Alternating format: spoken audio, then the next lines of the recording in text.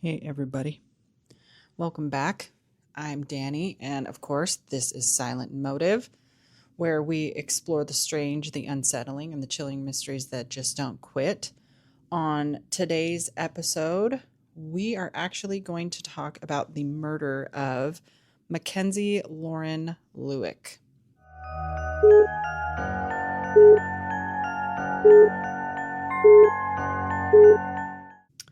Now, this was a Salt Lake City case, so it's something that's near here. Before we get too deep into it, of course, don't forget to give us a like, a follow, a share, subscribe, or even a rating wherever you are getting your weekly dose of Silent Motive. Now, I do apologize. There wasn't an episode last week. I got a little bit lazy with the turkey, but we're back and we're going to finish off the year strong with some really good episodes that I feel like deserve to be told. Don't forget to also turn on your notifications so you never miss an episode. If you have a recommendation or something that you would like to hear on the podcast, please feel free to reach out to me on Instagram at silent_motive_pod, POD. You can leave me a message or a comment on YouTube. And yeah.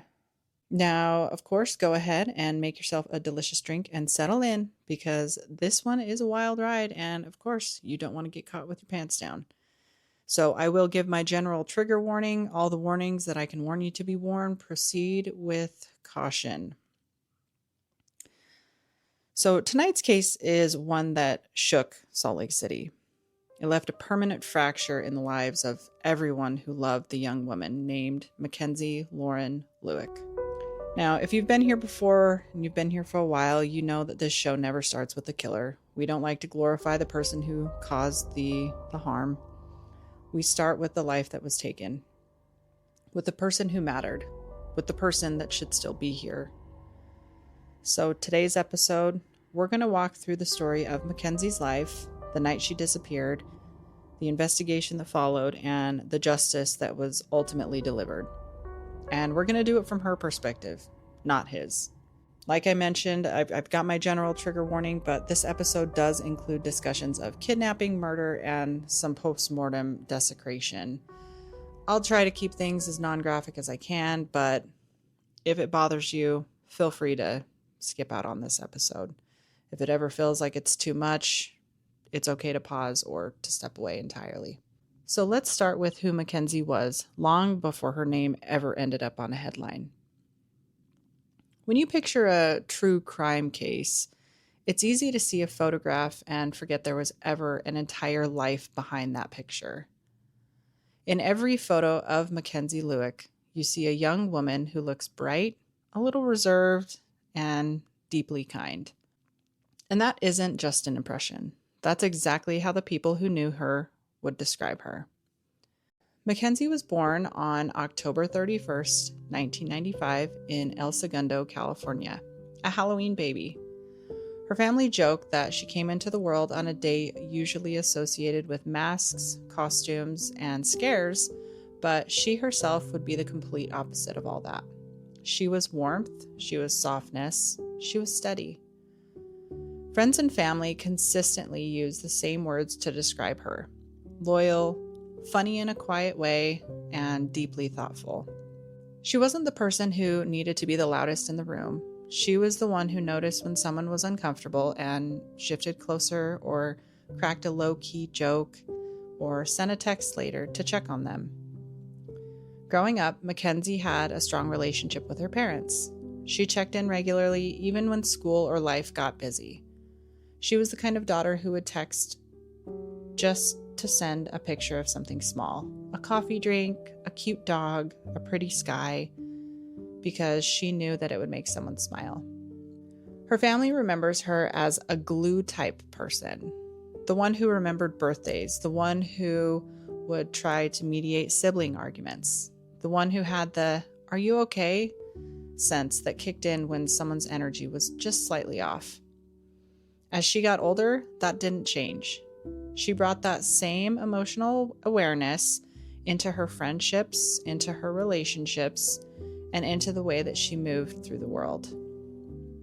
When it came to school, Mackenzie was serious about her future. She chose to attend University of Utah in Salt Lake City and was majoring in kinesiology, the study of the body movement. This choice actually says a lot about who she is. Kinesiology is science, yes, but it's also in helping people heal. Many people who study it go on to careers in physical therapy, rehab, sports medicine. I don't know if you can hear the sirens. Just wait for those to pass. I guess it adds some ambiance. Anyway, many people who study it go on to careers in physical therapy, rehab, sports medicine, fields where you work with people whose bodies have been injured, weakened, or limited. You guide them through slow, painful, and hopeful progress. And that kind of work requires patience, empathy, and a real desire to help others. All things that Mackenzie had in abundance. Professors noticed her almost immediately. She wasn't the kind of student who bulldozed every discussion, but she was engaged. She asked questions. She showed up. She took her education seriously. She didn't just want a degree. She wanted to actually understand what she was learning, which is really awesome. Her friends at the University of Utah remember her as a hardworking but still fun person to be around. She was busy, like most college students, but she made time for coffee runs, brunches, study groups, and nights in with friends watching shows and decompressing from exams. She wasn't a hermit, and she wasn't reckless. She was a normal 23-year-old college student trying to balance school, life, and her future.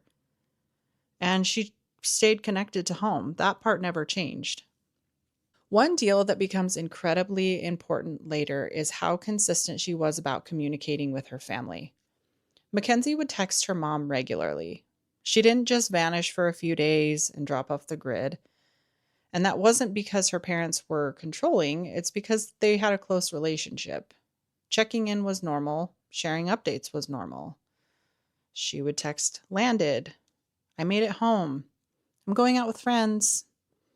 Those small texts that most of us send absent-mindedly, for Mackenzie's family, those became the last pinned moments of her life. So when that pattern suddenly stopped, they didn't just shrug it off. They knew. In their hearts, they knew. In June 2019, Mackenzie flew home to California for a heartbreaking reason, her grandma's funeral. She attended the services. She spent time with her family and shared in their grief. Those who saw her during that trip remember her as worn down, emotionally tired, but still present, and of course, still considerate. She would hug people, she cried, she was participating. She showed up for her family because that's just who she was. After the funeral, she was scheduled to fly back to Utah to get back to work and, of course, classes. Her life, like a lot of young adults' lives, was full. Exams, responsibilities, rent, plans. She had things that she had to get back to. On June 16th, 2019, late that night, she boarded a flight from California back to Salt Lake City. The plane landed in the very early hours of June 17th, around 3 a.m. And even in that moment, exhausted, emotionally drained, juggling luggage and travel, she did what she always did. She texted her mom, letting her know that she had landed safely. That message would end up being the last one. After collecting her luggage at the airport, Mackenzie ordered a Lyft. But here's the detail that stands out. She didn't request to go home. Instead, she asked the driver to take her to Hatch Park, a public park in North Salt Lake. Now, on paper, that does sound strange. It's the middle of the night, it's dark, she's exhausted from traveling and a funeral. Why are you going to a park? But when you remember that Mackenzie, like many college-aged adults, used dating apps and met people from them sometimes, it's a little bit less mysterious and more familiar. A lot of people meet up in public spaces, parking lots, and parks late at night. It's not completely rare, especially when you're 23 and you've got control of the situation. The Lyft driver told investigators that nothing about Mackenzie's behavior seemed off. She wasn't panicking, she wasn't hesitant, she also wasn't asking for any help. She looked like someone who knew exactly where she was going and who she was meeting up with. The Lyft driver drove her to Hatch Park as requested. Security cameras and Lyft data confirm the timing. It's around 3 a.m., which, if you've ever watched How I Met Your Mother, nothing good happens after 2 a.m., so you always just go to bed. The driver watched as she got out of the car and walked toward another vehicle that was parked nearby, a dark SUV. He saw her open the door, he saw her get into the SUV voluntarily, and he watched the car leave. That person was waiting for her that was in the car in the dark. I'm probably going to butcher this name, but it was Ayoola Ajayi. Ayoola Ajayi. Ajayi. That's a tough one. And of course, after that ride, as we know, everything goes quiet. Mackenzie doesn't text her mom ever again. She doesn't call. She doesn't post to social media. She doesn't show up for her obligations. Her phone, which is normally pretty active, even with small bursts of communication, completely stops transmitting. For her parents, that silence was immediate terror. They know her. This isn't normal. She doesn't just disconnect. She doesn't ghost them. She doesn't miss appointments, classes, or work with no word. She's not a no-call, no-show kind of person. So they do exactly what you'd hope any family would do. They call for help. So Salt Lake City police take the report seriously. A 23-year-old student, suddenly silent, last seen in the middle of the night, not returning home, not going to class, not contacting anyone that's close to her. That's not something that you want to roll the dice on, which props to Salt Lake for taking it very seriously. Detectives begin building out a timeline. So they start looking at her flight records, they're checking the airport cameras, they're looking at the Lyft logs and the routes, they're looking at her cell phone data, her text messages, and her app activity. What they're able to confirm quickly is, yes, Mackenzie landed around 3 a.m. Yes, she ordered a Lyft and took it to Hatch Park. And yes, the driver's story checks out. So they start to dig into her digital world. Who's she talking to? Who knew where she would be? Who had arranged to meet her? One name magically comes to the surface: Ayoola Ajayi. He is the last known person to have communicated with her about a meetup that night. So who is Ayoola Ajayi? Ajayi. Yeah, we're just going to roll with that. Ajayi. So on the surface, he looks like someone who has it together. He's educated, tech-oriented, and living in the Fair Park neighborhood of Salt Lake City. He presents himself as professional, smart, and pretty put together. But as we all know, and as I know, detectives and investigators, we're not interested in the LinkedIn version of people. We're interested in who you truly are, who you really are at your core. And it doesn't take us long before small stories and pieces of his past suggest a much darker interior, allegations of a controlling behavior, aggression, and unsettling interest in violence. So when detectives first bring him in to talk, they notice his demeanor immediately. He's calm. He's too calm. So, of course, naturally, he denies ever meeting Mackenzie. He says he never picked her up, never saw her in person. But he's stupid, and there's a problem. Cell tower data shows the detectives otherwise.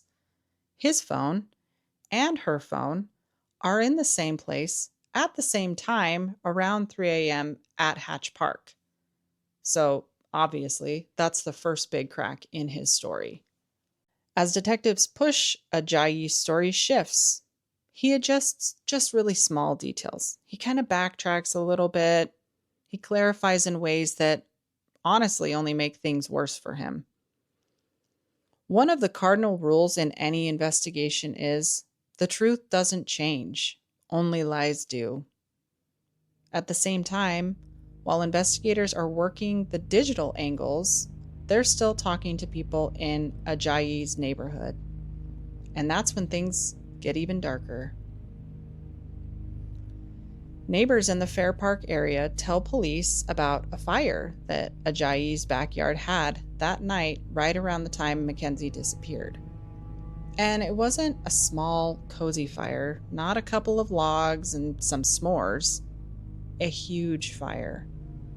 One neighbor remembers waking up because of the smell. It wasn't the smell of wood. It wasn't the smell of food. It was the smell of chemicals. It was thick and it was sharp. Another neighbor recalls seeing flames high enough to be definitely abnormal for a backyard fire. Ajayi, they say, just stood there, watching, not chatting with friends, not tending to a grill, just staring into the fire. So naturally, this detail hit the detectives pretty hard. Fires like that often mean one thing in the context of a disappearance. Someone is trying to destroy something. Armed with this information, along with the cell data and his inconsistent statements, investigators secure a search warrant for Ajayi's home and his property. When they enter the backyard, what they see lines up with what the neighbors described. There's a huge burn mark. The ground is completely blackened, scorched down to the raw earth. The grass around it is dead, and the soil is strange. It's darker, it's clumped, and it's almost greasy. Forensic teams start carefully sifting through it. What they find was charred fabric with remnants of stitching, like clothing or personal textiles, melted metal consistent with personal items, and evidence of an accelerant soaked into the soil. And then they find something else. Small, burned fragments, not metal, not plastic, but bone. At this point, investigators know they are no longer working a missing persons case. They are standing at a homicide scene. While the forensic team was combing through the backyard, another effort was underway. Search teams are fanning out across northern Utah, focusing on canyons, remote areas, and places where somebody might try and hide a body. One of those areas is Logan Canyon, which is a really rugged environment with steep terrain, dense brush, and plenty of secluded spots. It's the kind of place someone might think would keep their secrets. On July 3rd, 2019, searchers made a discovery. In a shallow, hastily made grave, partially covered with debris, they find human remains. The body, of course, is transported to the medical examiner's office for identification. Even before the official word, Everyone that was connected to the case felt that same gut punch. They knew what was coming. Dental records would confirm the remains were Mackenzie's. For her family and friends, the world completely stopped. So now there's 2 locations that hold parts of what happened to Mackenzie: the backyard and the canyon grave. From the backyard burn pit, forensic work revealed charred personal items belonging to Mackenzie, burned bone fragments, and, like I mentioned, chemical accelerants.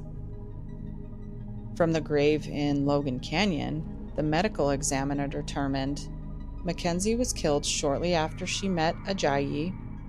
Her body was burned, then relocated, and the burial was shallow and pretty rushed, and it was definitely just an attempt at concealment and not a careful, thought-out act.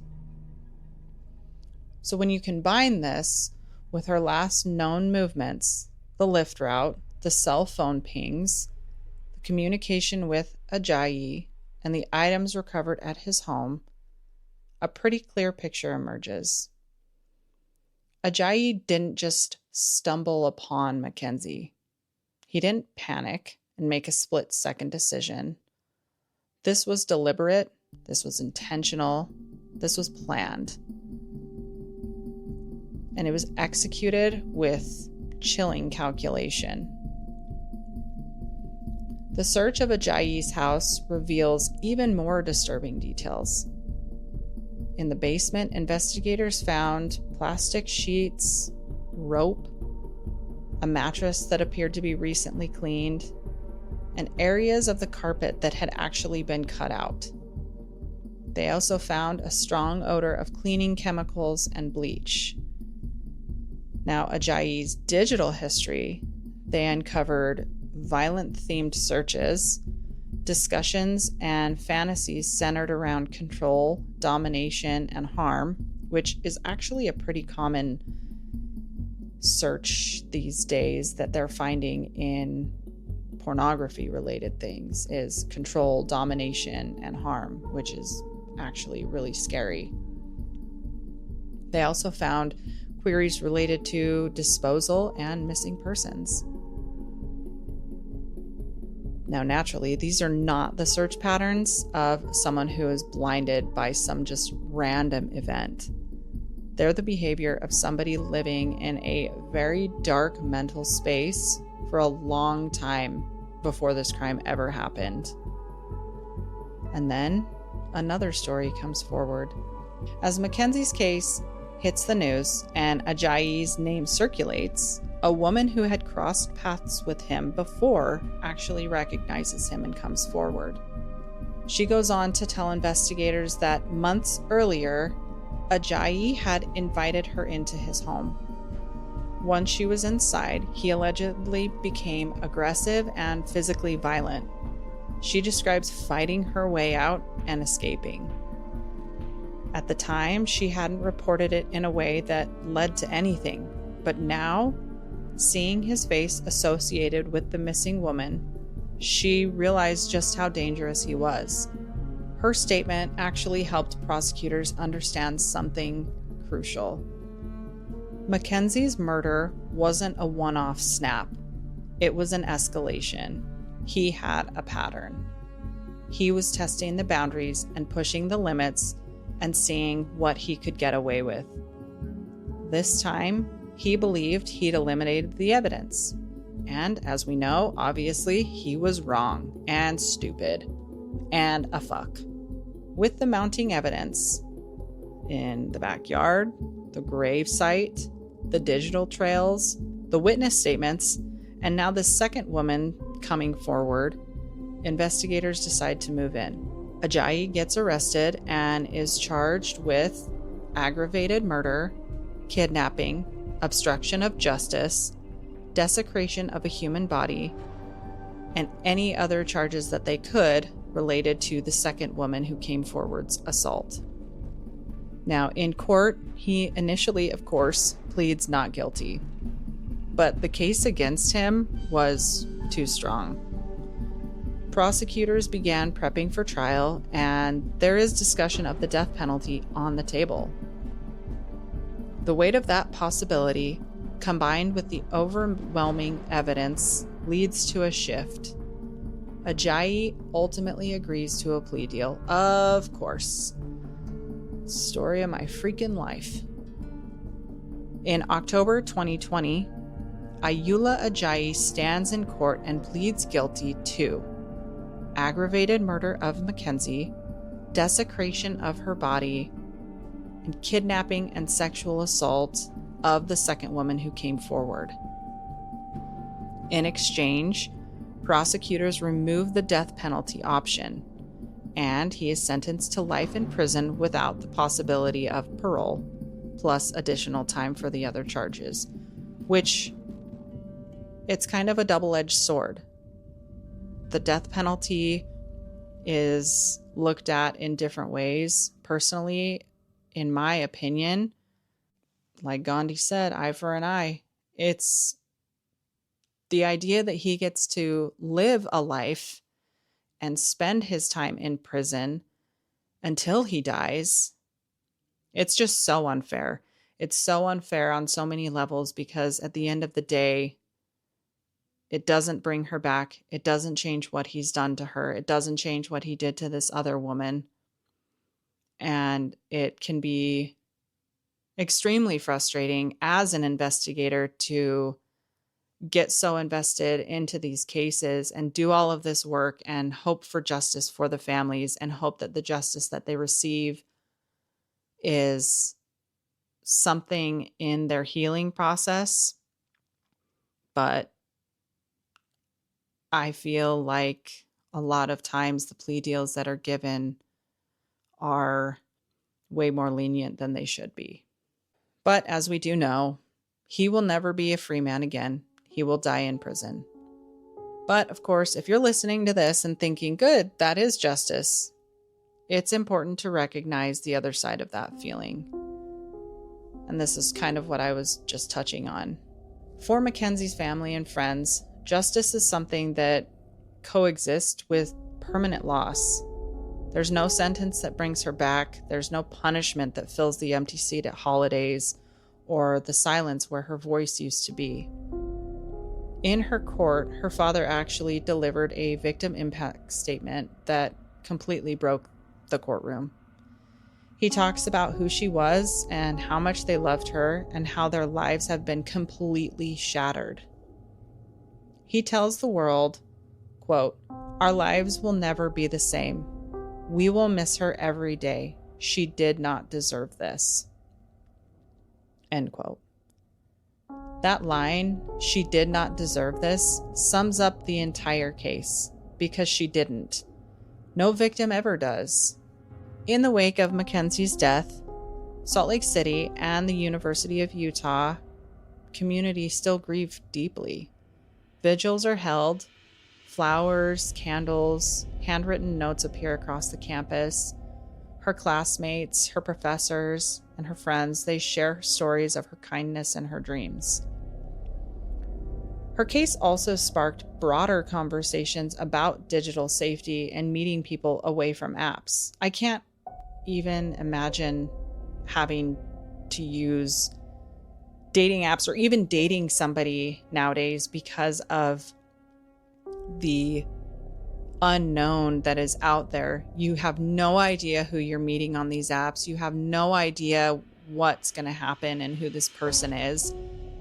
And it's just so scary. The world is such a scary place nowadays. I mean, this happened, almost 7 years ago now, but it's just gotten worse. It's just gotten crazier, especially with AI and all that kind of stuff. It's just, whew. You guys got to be careful out there when you're meeting people on these apps. And please, please, please don't meet people at 3 a.m. Don't do that, please. Please. Meet them at a Starbucks at 2 p.m. on a Thursday. So there's plenty of people around and everyone knows where you're at.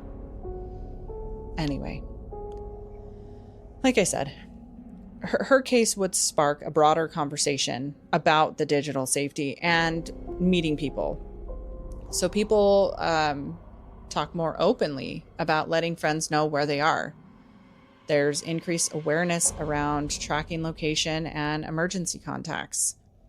Conversations actually emerge about how predators can present as charming, normal, and harmless until they aren't. Share your locations with your friends. Share your locations with your family. Tell people where you're going if you're going to meet up with people you don't know. And the reality is, just like I said, predators can present themselves as charming, normal, and harmless until they aren't. Always have your guard up. Don't trust people until they can prove to you that you can trust them. Because people are shit now. So advocacy groups, students, and community leaders use her story as a push to help educate and protect other people, not to blame victims, not to say, this is what she should have done, but to say, this is the reality and this is the danger that some people hide. And we deserve better systems, better awareness, and better ways to keep each other safe. After any highly publicized case, there's a real risk that the victim's name gets permanently attached to what happened to them instead of who they are. So before I sign off, I just want to return to Mackenzie as a person.